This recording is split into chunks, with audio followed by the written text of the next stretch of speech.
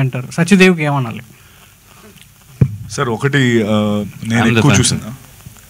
I'm the biggest fan. You please talk then. You should, because నాకు fans ఉన్నారని నేను చెప్తే బాగుంది, నువ్వు చెప్తే బాగుంటుంది. ఇంతవరకు ఎవరు హేటర్స్ లేదు సత్యకి, అదే ఇంపార్టెంట్. ఫ్యాన్స్ అన్నది తర్వాత, అది హేటర్స్ లేకుండా ఒక పీపుల్ మైండ్ని గ్రాప్ చేయడమే చాలా కష్టం. అది ఆల్రెడీ చేశారు.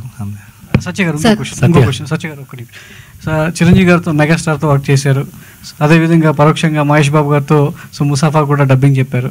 సో అటు మెగాస్టార్ ఇటు సూపర్ స్టార్, సో ఎలా ఉంది? చాలా బాగుందండి. ముఫాసాలో అదే టాకా స్కార్ అంటే వాళ్ళిద్దరు బ్రదర్స్, మహేష్ గారు నేను బ్రదర్స్ యాక్చువల్లీ సినిమాలో. దానికి వాయిస్ కూడా నాకు చాలా హ్యాపీగా అనిపించింది. ఎందుకంటే డిజ్నీ లైబ్రరీలో మన పేరు ఉండడం అనేది, అంటే మా పుట్టోడికి కూడా కొద్దిగా ఆ సినిమా అంటే చాలా ఇష్టం, వాడి కోసం చేశాను. అది మహేష్ గారు చెప్పడం, దానికి నేను దాని ఆపోజిట్ క్యారెక్టర్ చేయడం, I think it's a great experience. And of course ఆయన ద వే హీ టాక్స్ మనందరికీ తెలిసిందే, అంటే ఎంతో మంచి ఆ సెటారికల్గా ఆ డైలాగ్స్, వన్ లైనర్స్ చాలా బాగుంటాయి సినిమాలో. Thank you.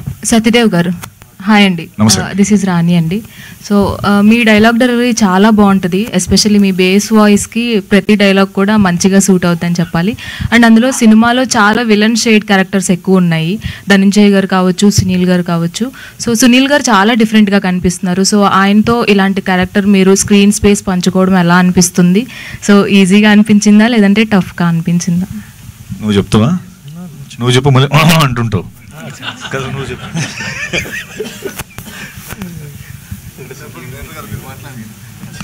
ఇది combination scenes are very less అండి వీళ్ళకి.